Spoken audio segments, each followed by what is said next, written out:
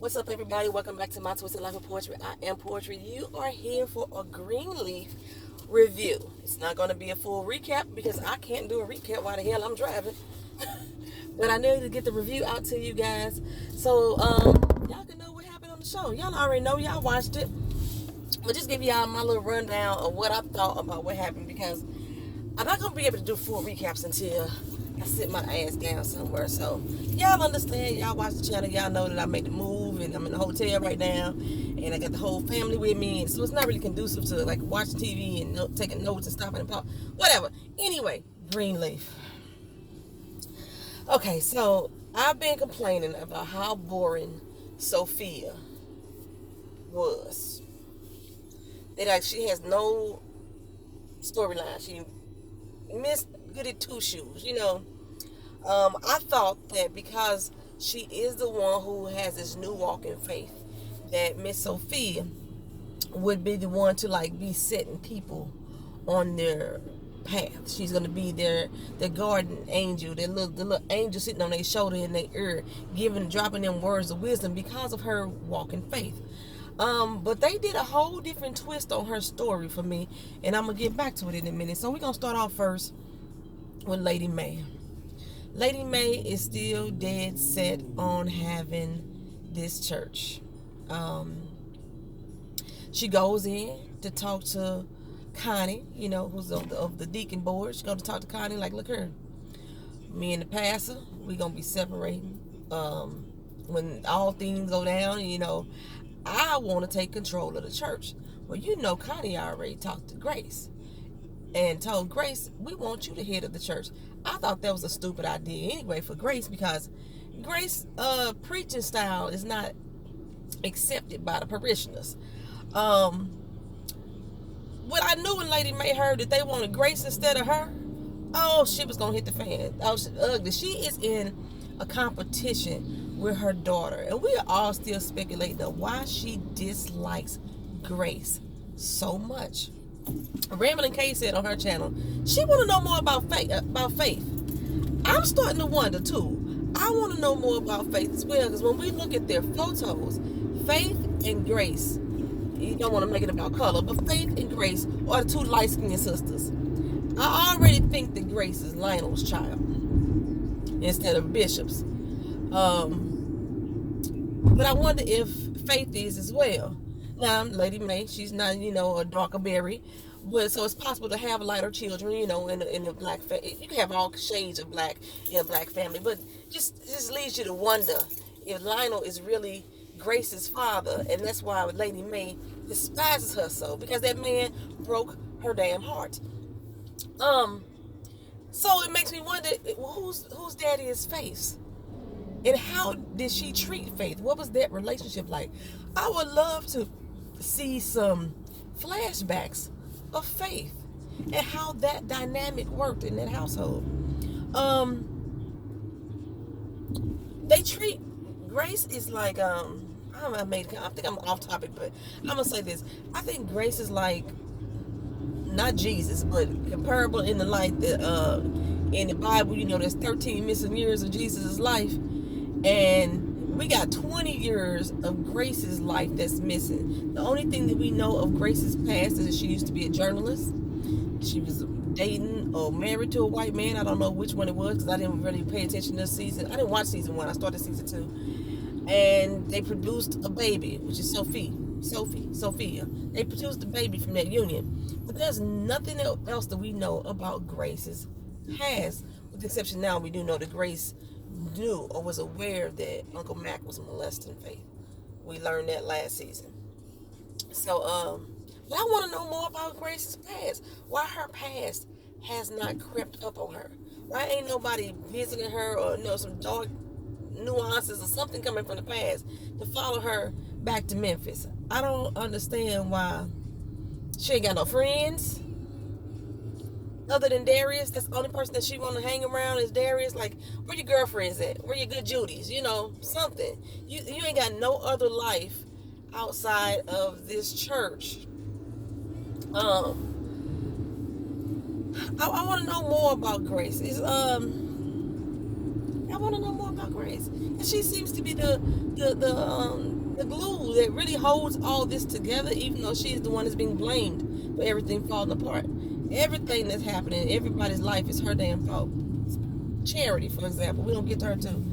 But Lady Mae, like I say, she went to Connie about it, and Connie was like, no, we want Grace. So Lady Mae confronted Grace about it. Look here, I want this doggone church. You ain't gonna never get it. You ain't gonna never have it. Grace said, I don't want it. I told her I don't want it. And so Lady Mae's like, yeah, that's right. You ain't gonna get it. She, the bishop was like, you done lost your doggone mind. When this divorce happened, if it happens, I'm the one getting this church. You don't know how this works. And they kept stressing that throughout the show. So I think it's going to be, Lady Mae is going to end up with this church. They kept, actually it's going to be a battle between her and Grace. Because afterwards, Grace came back to Connie like, look here, if y'all want me to run this church, we going to need some change. Some things going to have to happen. Like the membership decline or the offering decline when I preach. You know what I'm saying? Things going to have to change, and the people have to change with me. And, you know, they kind of resistant to the change. Connie, like, the only change we going to see if we go that route is a for sale sign in front of the building. That's the only change we going to see. But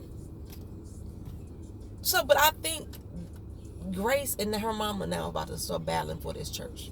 That's what I think is going to happen. Because Bishop, I think he kind of conceded at the end. You know, because Lady Mae kept on telling him that she wanted him to get up in front of the pulpit and tell everybody at the church what's going on. She gonna raise the money for the IRS debt because, you know, Miss Moneybags, Clara, she done backed out. Her money manager told her, look her, it's not a smart idea. It's not a good investment move. And like I thought I said before, I was wondering why the hell the church was having this tax debt and the churches are tax exempt. Why they would have a $2 million debt. Well, comes to find out, this is more of a personal debt for the Mr. and Mrs. Greenleaf. It's more of a personal church debt.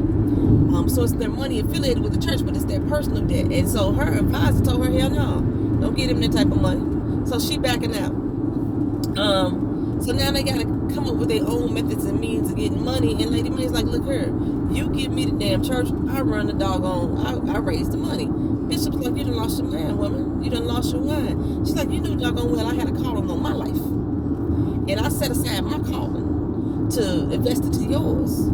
And look where we at now. So, at the end though, Bishop, you know, he got, you know, advice from his boy. I think it's Lee something. I can't think his name now. It's Lee something. Got advice for his boy, and his boy's like, look here, go to Moneybags. You know, Rochelle, go to her. You know she into, you know, stocks. She into stock and exchange, pretty much the same thing. She into Bitcoin. She into all kind of stuff. Cryptocurrency. The lady know her business, you know, when it comes to money and fundraising. Go to her.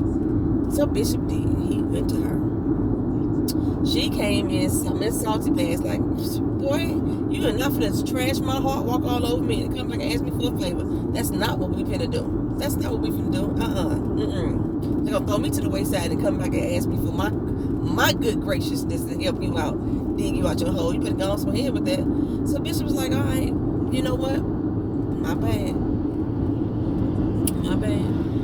And he apologized to her for misleading her, leading her on, yada yada this. The fact that y'all always stand 2 inches from each other's face, it's just too close for comfort for me all the damn time. Back the fuck up. Maybe that's why, you know, she won't think that you playing the game with her. Y'all just stay and talk too close. I can't stand for motherfucker to talk in my face like that. But anyway, so later on, you know, because like I said, she's playing the game. She sends him a text message and say, all right, cool. You know what?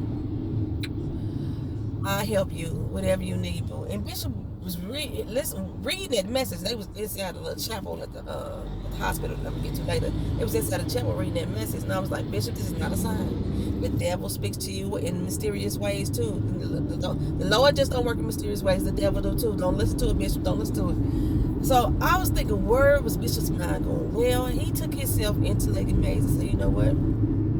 He drew up the letter and said, okay, this is what you want to say. I don't want to say it. I don't want to put this information out there. But since this is what you want, I'm going to give you what you want.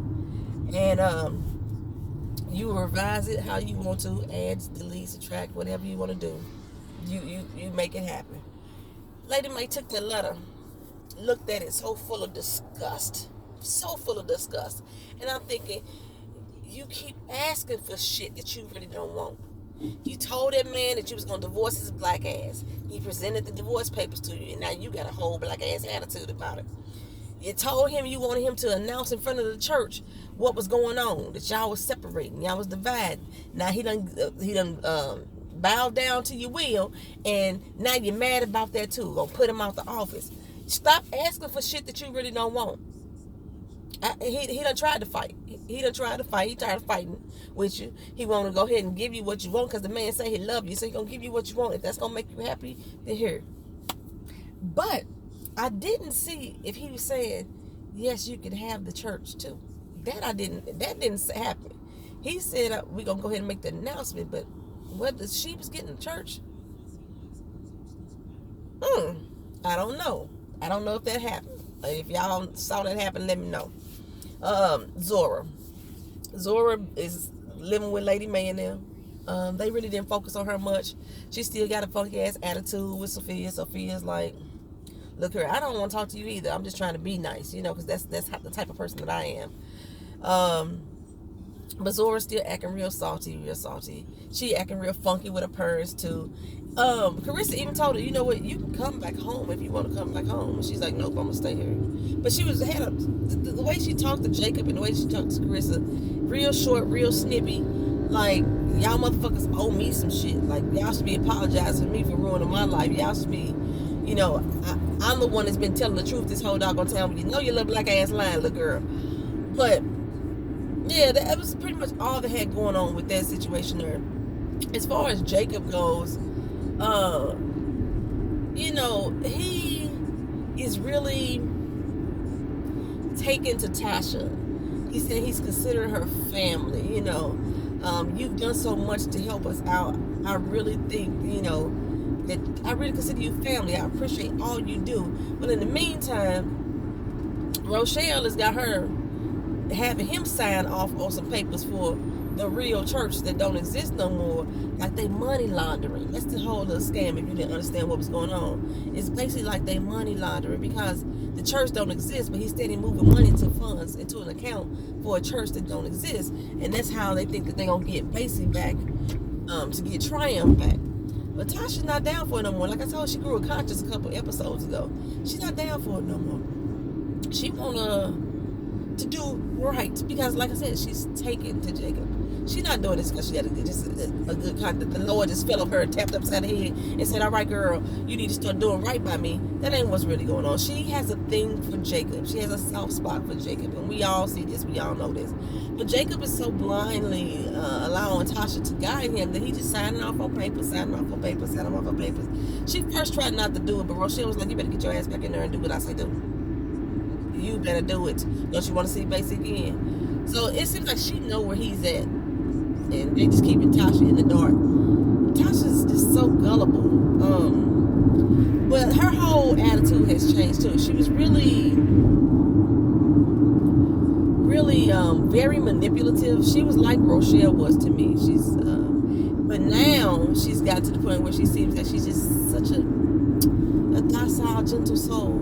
They did the same thing with Carissa. Carissa used to be a stone cold B.I.H. baby. And now she has taken, me and Pamela K was talking about this too. Now she's taking on this tone like, I'm just a docile, submissive wife and I don't stir up no drama. I don't speak my mind. Just whatever you like. That's what her and now Tasha's whole role seem to have changed to. And I'm not liking it one bit. Well, did I mention Grace? I think I talked about Grace a little bit and along with other people. But Grace is really, she's making hints at the fact that she one day soon, but not today, wants to have her own church. But I think, like I said, I think Connie have changed her mind, or it might change her mind if Connie starts to be in and give her a little bit of what she wants as far as taking over Calvary. And she mentioned that she wants, would Darius be willing to be the first gentleman? Now, Darius don't go to church. He don't like church. I think Darius is part of the Skanks whole crew. Like I say, he may be that other son that Bishop knew about. Or maybe Rochelle was the son and she had transgender and she had surgery. Because with all the transgender stuff going on these days, I thought Basie was the one that was transgender at first. Maybe Rochelle was the one. Damn, ain't no telling. They said she had a lot of surgeries and mishaps and all that kind of stuff too. Because Bishop said that he always had another son. Is that Rochelle or is that Darius? Something to ponder on. Something to ponder on. Anyway, I was talking about Grace. So she mentioned that he might be the first gentleman. So I think this is the first hint of their forever, forever. So the conversation went something like, "Can I be a first boyfriend?" And she was like, no, the church wouldn't go for that. Nobody would go for me having a first boyfriend. She said, matter of fact, I wouldn't go for that. So it made him realize that she was thinking of long term and possibly getting married. And he's like, okay, cool, I can go for that. I don't like Rick Fox as an actor. I don't like Rick Fox as Darius. And I don't like Darius as a character. I just don't. But y'all seem to love Grace and Rick Fox together. I'm just not that one. Don't bring it up, but okay. So I think that's pretty much all that really went down with Grace. Okay, so like I said earlier in the beginning, I was always complaining about how Sophia was a boring ass character. They need to give her a storyline. They need to give her something in her life to do. And we start off with Sophia teaching her little class, and they was giving a little demonstration about leading by blind faith. I've seen that done many times before, or the one that you fall back into, that one. So she's teaching the kid about walking with faith. And I didn't get where they was going with this. The boyfriend came back around with Roberto. Roberto wanted to have lunch and sit down and talk to her for a spell. And she's like, you owe me an apology. He's like, yeah, I owe you that too, among other things. Now they're 16, 17, I believe. And apparently, he had some really serious stuff to talk about. Okay, Sophia was out for a run. She running like her mom. Grace jog all the time. She running like her mama. And she come up on the steps and she get this sharp pain in her right side. I'm thinking, girl got appendicitis. That's what I'm feeling is going on. Oh, do I want to get to her right now? I'm gonna get back to her. I'm gonna get back to her. I'm gonna come back to her again. I thought she had appendicitis, but she kept going on for a minute, and everything was fine. Let's talk about Charity for a second, because I forgot about her. Charity, she's home. She's not in jail. Grace got Kevin not to actually press charges, but the police did arrest her. She's feeling embarrassed. She's feeling hurt, and she mad as fuck at Grace for, intervening. If it wasn't for you, Kevin wouldn't have known where I was at. Well, sweetie, you never told Grace where you was at either. So I don't even know how, like I said, when she got arrested, how the fuck did they find her? Did they ping her phone or something? How the fuck did they find her? Because she never told Grace where she was at. She never told Grace where she was at. So Grace couldn't have told Kevin. But they were there and showed up with the police, came and arrested her. But she's back home now, and she has baby Goober with her. So you did all this fussing and fighting and shit, Kevin, and she still got baby Goober with her. It was stupid as fuck. Stupid as fuck. So what she going through? She already going through emotions. She going off on Grace. She blaming Grace for all her fucking failures in life. Everybody, like I said, everybody blames Grace for everything. She blaming Grace for everything. I'm getting late to work. What the fuck is going on? I've been driving 20 minutes already. Anyway, so Charity, she drinking, she popping oxycodone or oxytocin, one of them two. I don't remember what the bottle said. I don't remember where she got these pills from. I guess when she had that first surgery, when she lost the first baby, that's probably when she had it from. She popping those and everything, and it turns out that what's her name, Sophia.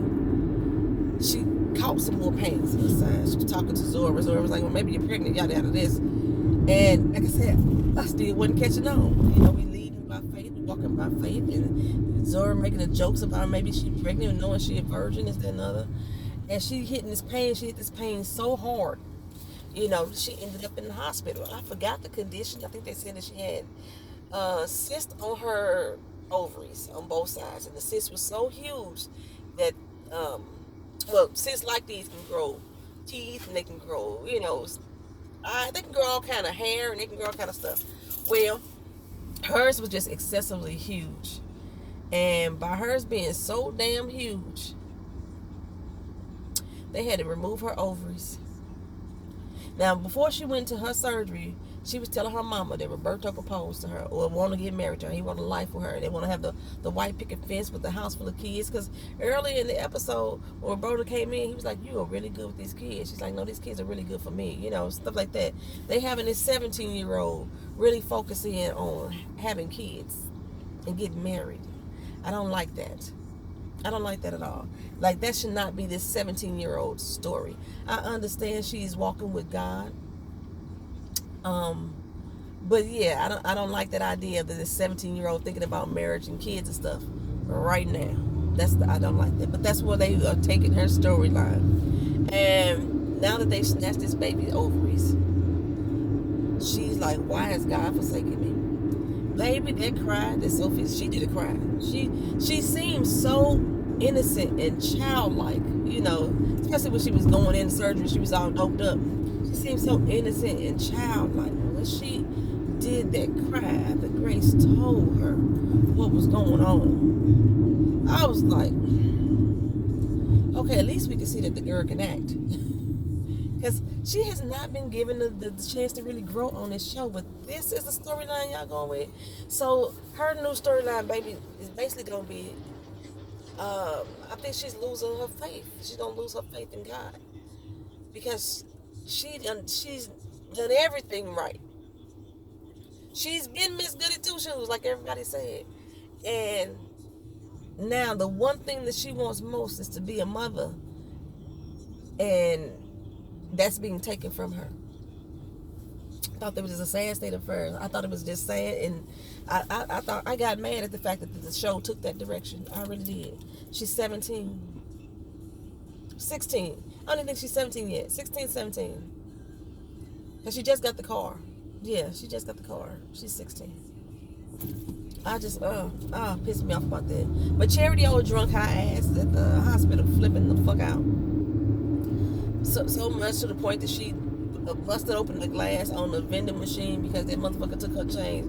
I know how you feel, Charity, when that motherfucker, you want your whatchamacallit candy bar and that bitch don't come out and then you be craving it all doggone day. But you getting a little overboard. I've never known oxytocin or oxycodone mixed with wine to do that to somebody. Usually the wine is a downer and it kind of balances you back out from what I hear from drug users, I know.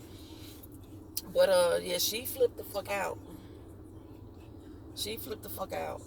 And that's what Bishop and Lady Mae was like, look her. Well, Lady Mae told Bishop, look her. These kids still need us. They ain't kids. They're some grown ass people. That's the problem. That's why still treating them as kids. But she's like, these kids still need us. They will always have their mother and father, but they ain't never have their parents together again, ever.